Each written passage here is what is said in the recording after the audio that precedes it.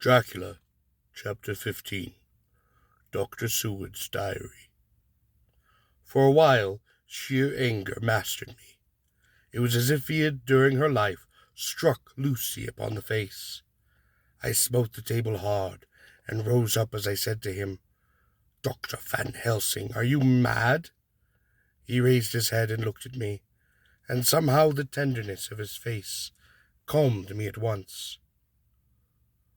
"Would I were," he said. "Madness were easy to bear compared with truth like this. Oh, my friend, why, think you, did I go so far round? Why take so long to tell you so simple a thing? Was it because I hate you, and have hated you all my life? Was it because I wished to give you pain? Was it that I wanted, now so late, revenge for that time when you saved my life, and from a fearful death? Ah, not. Forgive me," said I, and then he went on, "My friend, it is because I wish to be gentle in the breaking to you, for I know that you have loved that so sweet a lady. But even yet I do not expect you to believe. It is so hard to accept at once any abstract truth, that we may doubt such to the possible when we have always believed the no of it. It is more hard still to accept so sad a concrete truth, and of such a one as Miss Lucy. Tonight I go to prove it. Dare you come with me?" This staggered me. A man does not like to prove such a truth. Byron expected from the category jealousy, and prove the truth he must abhor it. He saw my hesitation, and once more spoke. "The logic is simple. No madman's logic this time, jumping from tussock to tussock in a misty bog. If it be not true, then proof will be relief. At worst, it will not harm. If it be true, there's the dread. Yet every dread should help my cause, for in it is some need of belief. Come, I tell you what I propose. First, that we go off now and see that child in the hospital. Dr. Vincent of the North Hospital, where the paper says the child is a friend of mine, and I think of yours since you were in class at Amsterdam. He will let two scientists see his case, if he will not let two friends. We shall tell him nothing, but only that we wish to learn. And then, he took a key from his pocket and held it up, and then we spend the night, you and I, in the churchyard where Lucy lies. This is the key that locked the tomb. I had it from the coffin man to give to Arthur." My heart sank within me, for I felt that there was some fearful ordeal before us. I could do nothing, however, so I plucked up what heart I could, and said that we had better hasten, as the afternoon was passing. We found the child awake. It had had a sleep, and taken some food, and altogether was going on well. Dr. Vincent took the bandage from its throat, and showed us the punctures. There was no mistake, the similarity to those which had been upon Lucy's own throat. They were smaller, and the edges looked much fresher, but that was all. We asked Vincent to what he attributed them, and he replied that it must have been a bite of some animal, perhaps a rat, but for his own part he was inclined to think that it was one of the bats, which were so numerous on the northern heights of London. "Out of so many harmless ones," he said, "there may be some wild specimen from the south of a more malignant species. Some sailor may have brought one home, and it managed to escape, or even from the zoological gardens a young one may have gotten loose, or one be bred there from a vamp. These things do occur, you know. Only 10 days ago a wolf got out, and was, I believe, traced up in this direction. For a week after, the children were playing nothing but Red Riding Hood on the heath, and in every alley in this place, until this Bloofer lady scare came along. Since when it has been quite a gala time with them. Even this poor little mite, when he woke up today, asked the nurse if he might go away. She asked him why, and he said he wanted to play with the Bloofer lady." I hope, said Van Helsing, that when you are sending the child home, you will caution its parents to keep strict watch over it. These fancies to stray are more dangerous, and if the child were to remain out another night, it would probably be fatal upon it. But in any case, I suppose you would not let it away for some days. No, certainly not. Not for a week at least. Longer if the wound itself does not heal. Our visit to the hospital took more time than we had reckoned on, and the sun had dipped before we came out. When Van Helsing saw how dark it was, he spoke. There is no great hurry. It is more late than I thought. Come, let us seek somewhere that we may eat. Then we shall go upon our way. We dined at the Jack Straw's castle, along with a little crowd of bicyclists and others who were generally noisy. About 10 o'clock we started away from the inn. It was then very dark, and the scattered lamps made the darkness even greater. Then we were once outside the individual radius. The professor had evidently noted the road we were to go, for he went on unhesitatingly. But as for me, I was quite in a mix-up as to the locality. As we went further, we met fewer and fewer people, till at last we were somewhat surprised when we met even the patrol of horse police going upon their usual suburban round.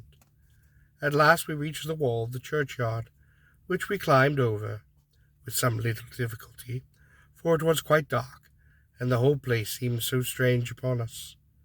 We found the Westerner tomb. The professor took out the key, opened the creaky door, and standing back politely, but quite unconsciously, motioned me to proceed upon him. There was a delicious irony in the offer, in the courtliness of giving preference on such a ghastly occasion. My companion followed me quickly, and cautiously drew the door, after carefully ascertaining that the lock was a fouling, and not a spring one. In the latter case we should have been in a bad plight. Then we fumbled upon his bag, and taking out a matchbox and a small piece of candle, proceeded to make a light. The tomb, in the daytime, and when wreathed with fresh flowers, had looked grim and gruesome enough.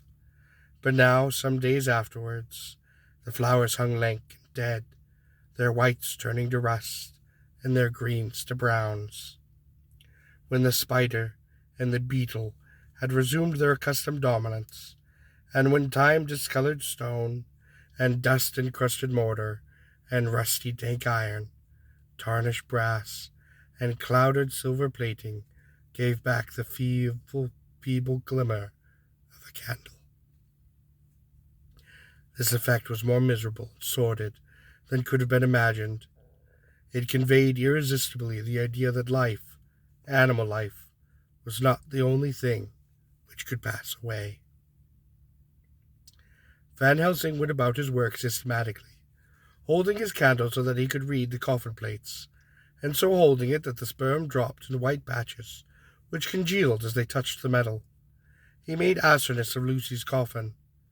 Another search in his bag, and he took out a turn-screw. "What are you going to do?" I asked. "Oh, open the coffin. You shall yet be convinced." Straight away he began taking out the screws. Finally he lifted off the lid, showing the casing of lead beneath. The sight was almost too much for me. It seemed to be as much an affront to the dead as it would have been to have stripped off her clothing in her sleep whilst living. I actually took hold of his hand to stop him, and he only spoke, quite softly, "You shall see," and again fumbled upon his bag, took out a tiny fret saw. Striking the turn-screw through the lead with a swift downward stab, which made me wince, he made a small hole, which was, however, big enough to admit the point of the saw. I had expected some rush of gas from the weak old corpse. We doctors, who have had to study our dangers, have had to become accustomed to such things, and I drew back towards the door. But the professor never stopped for a moment. He sawed down a couple of feet along one side of the lead coffin, and then across, and then down upon the other side. Taking the edge of the loose flange, he bent it back towards the foot of the coffin, and holding up the candle into the aperture, motioned for me to look. I drew near, but the coffin was empty. It was certainly a surprise to me, and gave me a considerable shock, but Van Helsing himself was unmoved. He was now more sure than ever of his ground, and so emboldened to proceed upon his task. "Are you satisfied now, friend John?" he asked. I felt all the dogged augmentedness of my nature awaken with me as I answered him.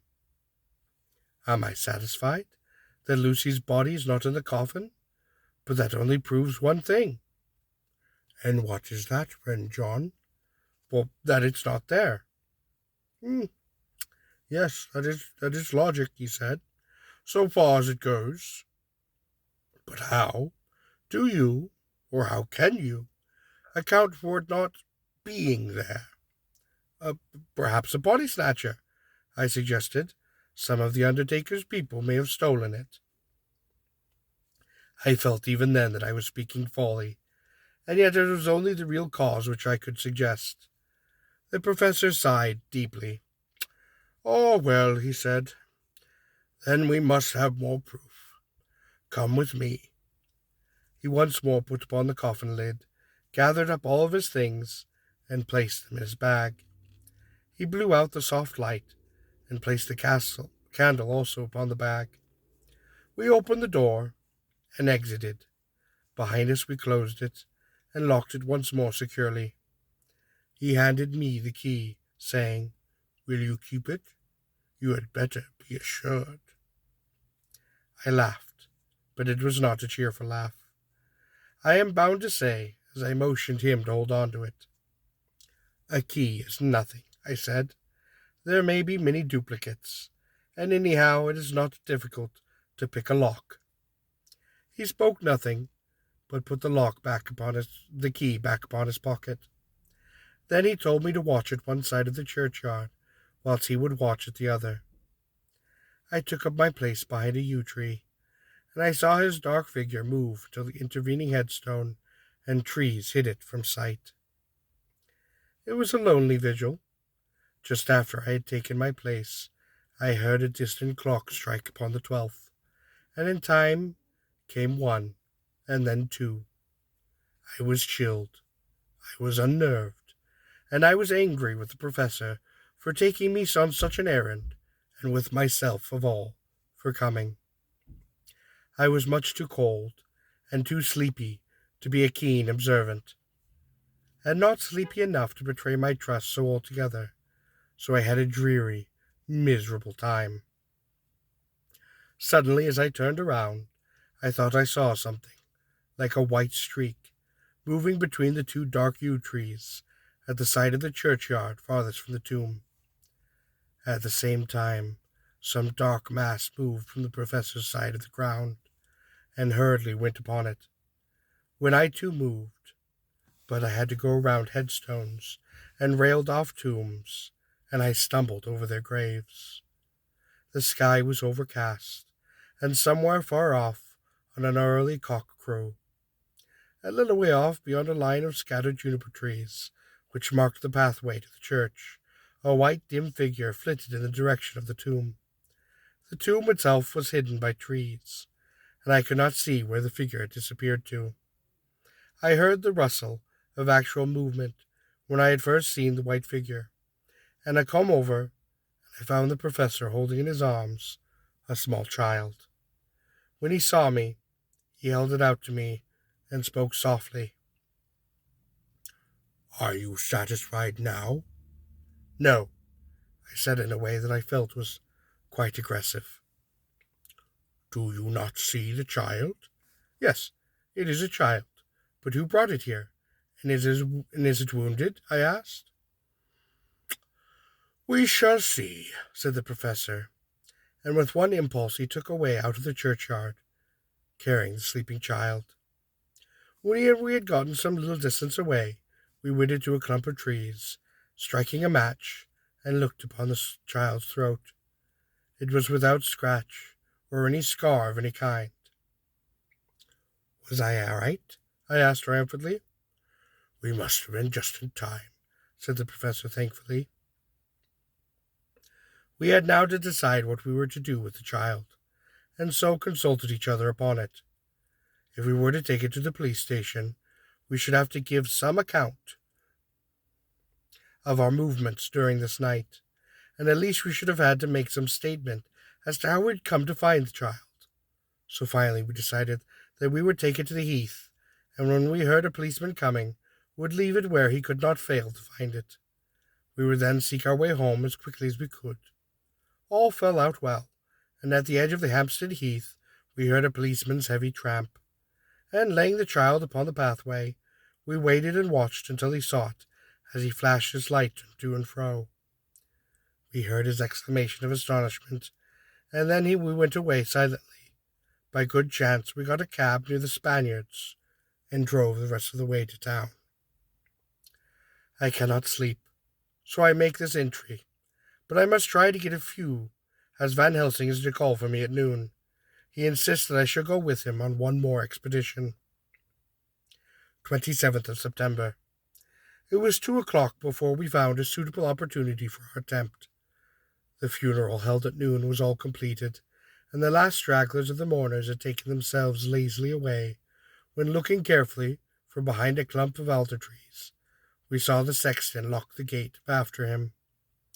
We knew then that we were safe until morning, did we desire it, but the professor told me that we should not want more than an hour at most.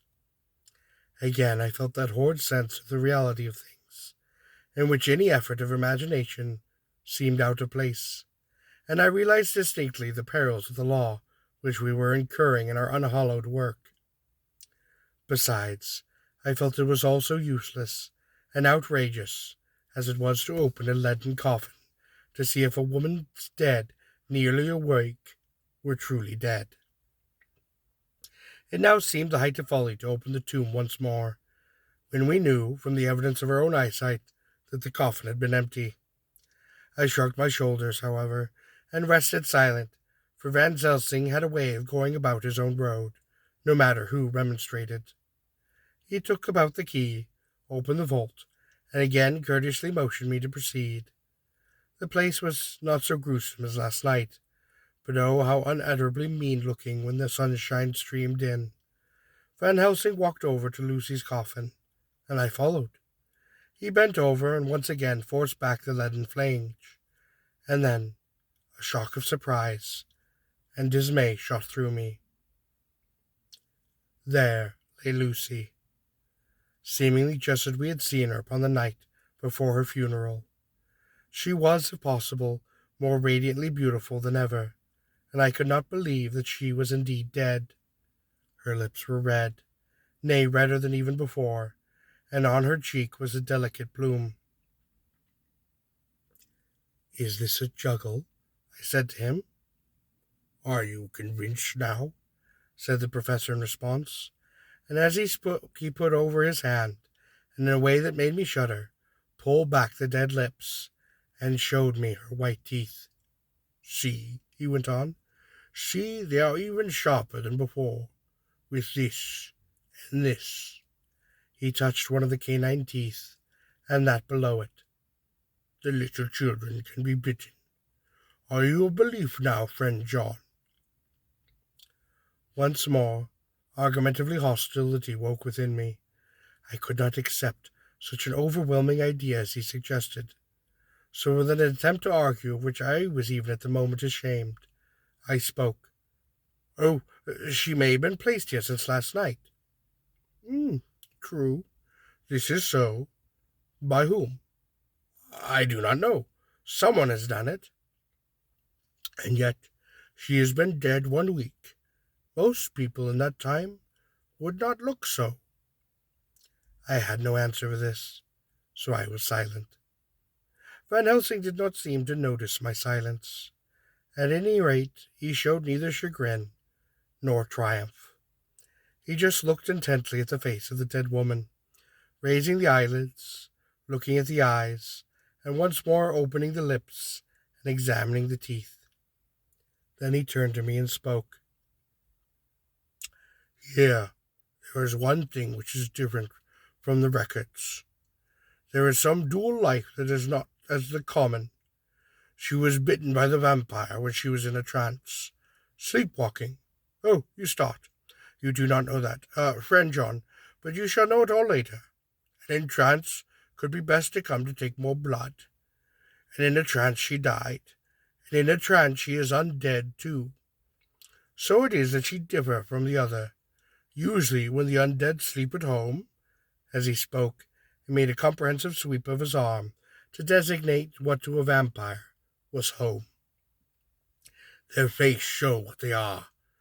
But this is so sweet that when she not undead, she go back to the nothings of the common. There is no malign here, you see, and so to make hard that I must kill her in her sleep. This turned my blood cold, and again to dawn upon me what I was accepting Van Helsing's theories. But if she were really dead, what was there of terror in the idea of killing her? He looked at me, and evidently saw the change in my face, for he said, almost joyously, "Ah, you believe now." I answered, "Do not press me too hard all at once. I am willing to accept. How will you do this bloody work?" "I shall cut off her head, filling her mouth with garlic, and then drive a stake through her heart." It made me shudder to think of mutilating the body of the woman whom I had loved, and yet the feeling was not so strong as I had accepted. I was, in fact, beginning to shudder at the penance of the being, this undead, as Van Helsing called it, and I had begun to loathe it. Is it possible that love is all subjective or objective? I waited a considerable time for Van Helsing to begin, but he stood as if wrapped in thought. Presently he closed the catch of his bag with a snap and spoke. "I have been thinking. I have made up my mind as to what is best. If I did simply follow my inclining, I would do now at this moment what is to be done. But there are other things to follow, and things that are 1,000 times more difficult than we do not know. This is simple. She have yet no life taken, though that is only of time, and to act now would be to take danger from her forever. But then we may have to want Arthur, and how shall we tell him of this? If you, who saw the wounds upon Lucy's throat, and saw the wounds so similar in the child's at the hospital, if you who saw the coffin empty last night and full today, with a woman who have not changed, only to be more rose and more beautiful in a whole week after she die, if you knew all this, and knew of the white figure that brought the child to the churchyard, and yet of your own senses you do not believe, how then can I expect Arthur, who knew none of these things, to believe? He doubted me even when I took him from her kiss when she was dying. I know he has forgiven me, because in some mistaken idea I have done things that prevented him saying good-bye as he ought, and he may think that in some more mistaken idea this woman must have been buried alive, and that in most mistaken of all we killed her. He will then argue back that it was we, mistaken, that have killed her by our own ideas, and so he will be much unhappy. Yet he never can be sure, and that is the worst of all, and he will sometimes think that she he loved was buried alive, and that will paint his dreams with horrors of what she must have suffered.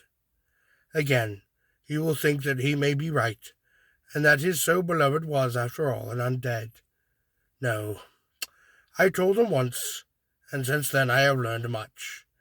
Now, sons, I know it is all true.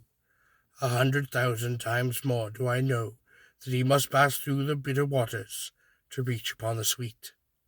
He, poor fellow, must have 1 hour that he will make the very face of heaven grow black to him. Then he can act for good all round, and send him once more into peace. My mind is made up. Let us go. Return home for the night to your asylum, and see that all be well. As for me, I will spend here the night in this churchyard in my own way. Tomorrow night you will come to me to the Berkeley Hotel at 10 of the clock. I will send for Arthur to come too, and also that so fine young man, the American, that gave his bond his blood. Later we shall all have work to do. I come with you so far as we Piccadilly, and there we will dine, for I must be back here before the sun doth set.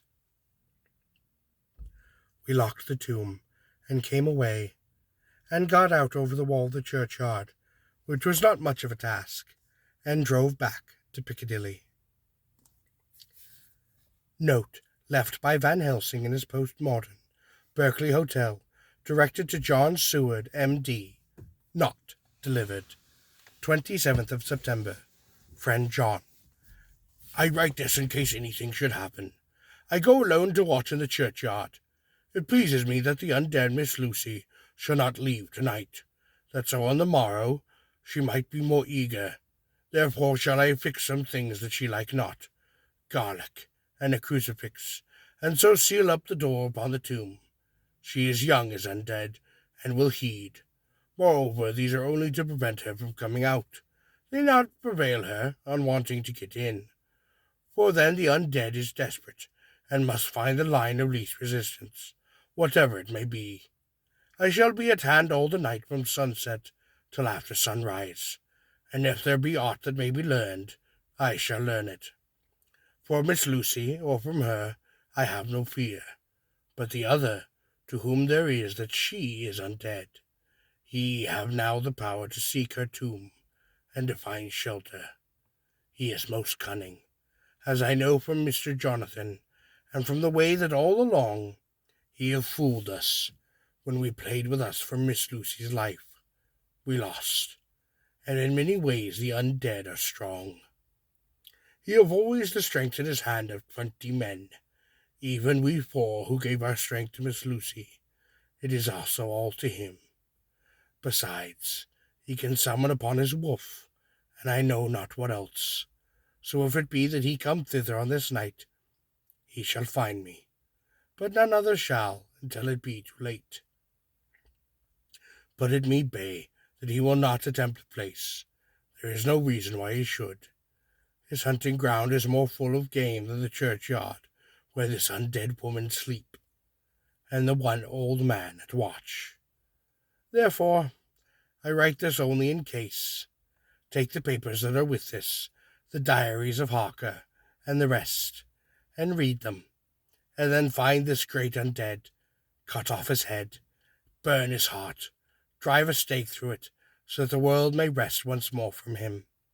If it be so, farewell, Dr. Van Helsing. Dr. Seward's Diary, 28th of September. It is wonderful what a good night's sleep will do for one.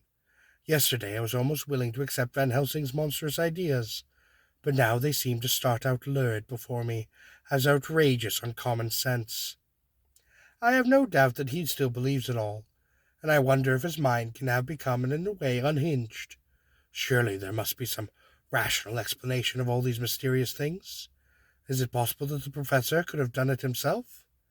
He is so abnormally clever that if he went off his head, he would carry out his intent with regard to some fixed idea in some wonderful way.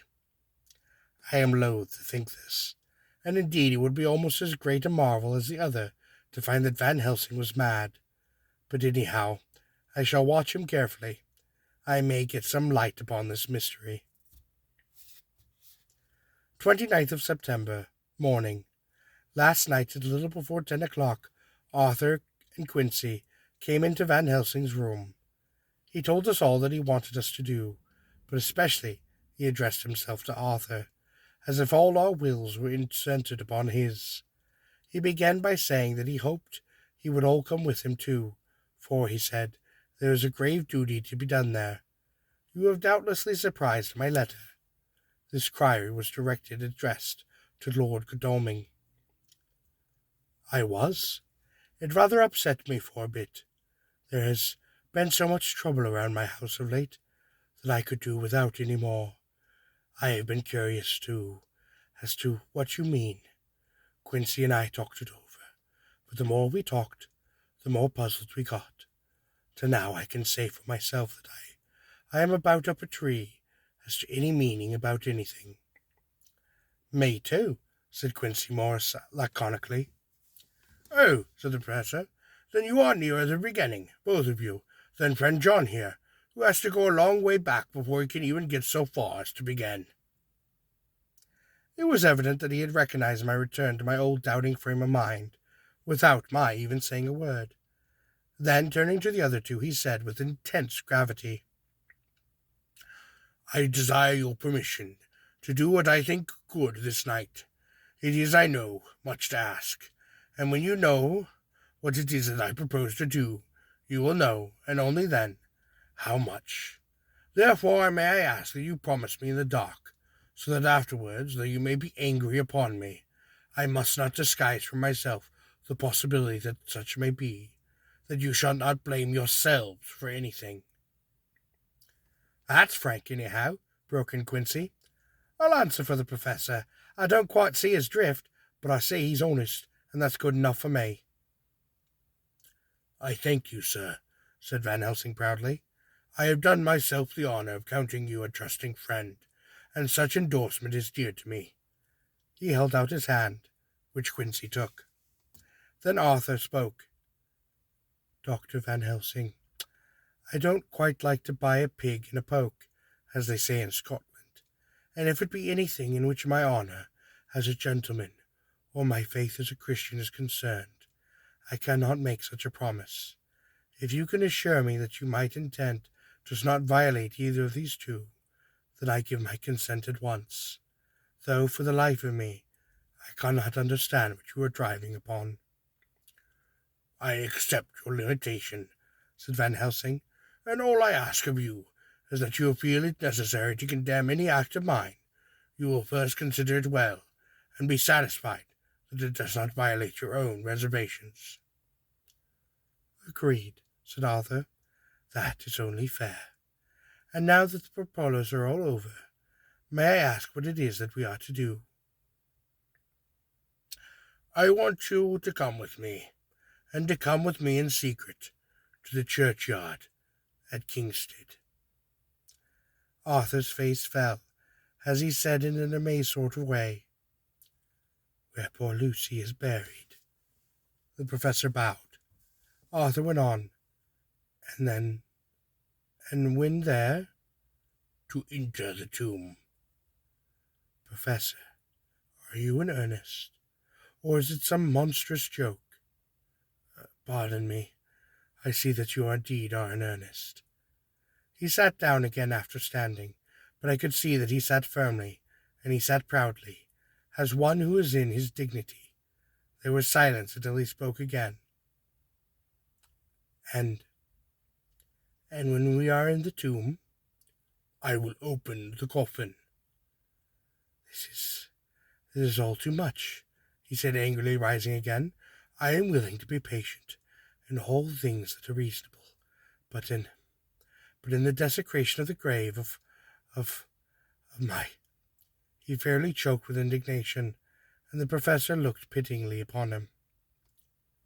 If I could spare you this pain, my poor friend, he said, God knows I would. But this night our feet must tread in thorny paths, or later and forever the feet you love would walk in the paths of flame. Arthur looked up with set white face and said, Take care, sir. Take care. Would it not be well to hear what I have to say, said Van Helsing, and then you will at least know the limit of my purpose. Shall I go on? That's fair enough. After a pause, Van Helsing went on, evidently with some effort. Miss Lucy is dead. This is not so, yes?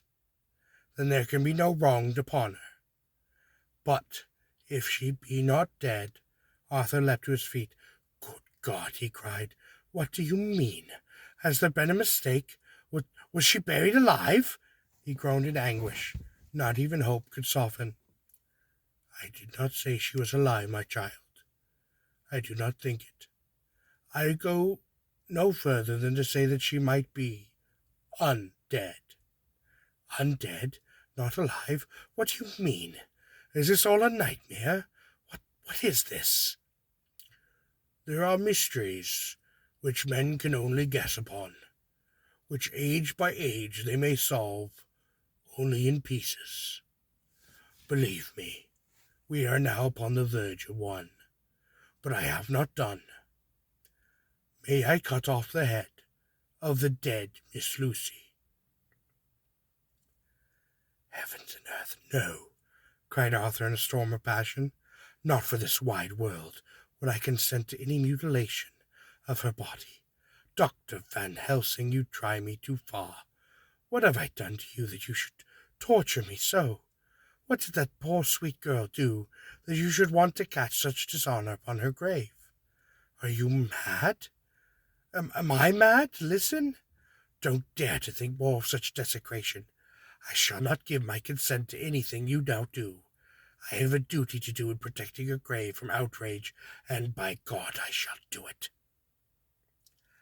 Van Helsing rose up from where he had at all the time been seated, and said gravely and most sternly, My Lord Godalming, I too have a duty to others, a duty to you, a duty to the dead, and by God I shall do it. All I ask you now is that you come with me, that you look, that you listen, and if when later I make the same request, you do not be more eager for fulfillment even than I, then I shall do my duty, whatever it may seem to me, and then to follow your lordship's wishes, I shall hold myself upon your disposal to render an account to you when and where you will. His face broke a little, and he went on with a voice full of pity. But I beseech you, do not go forth in anger with me, in a long life of acts which are often not pleasant to do, and which sometimes do wring my poor heart. I have never had so heavy a task as of now. Believe me, that as the time comes for you to change your mind towards me, one look from you will wipe away all this so sad an hour, for I would do what a man can to save you from sorrow. Just think, for why should I give myself so much of labor and so much of sorrow? I have come here from my own land to do what I can of good, for the first to please my friend John, and then to help a sweet young lady whom I too came to love. For her, I am ashamed to say, but I say it in kindness, I gave what you gave, the very blood of my veins. I gave it, I who was not like you a lover, but only a physician and a friend. I gave her all of my nights and my days, and before death and after death, and if my death can do her good even now, when she is dead, undead, she shall have it freely. He said this with a very grave, sweet pride, and Arthur was much affected by it. He took the old man's head and spoke in a broken voice. Oh, 'tis hard to think, and I cannot understand. But at least I shall go with you, and I shall wait.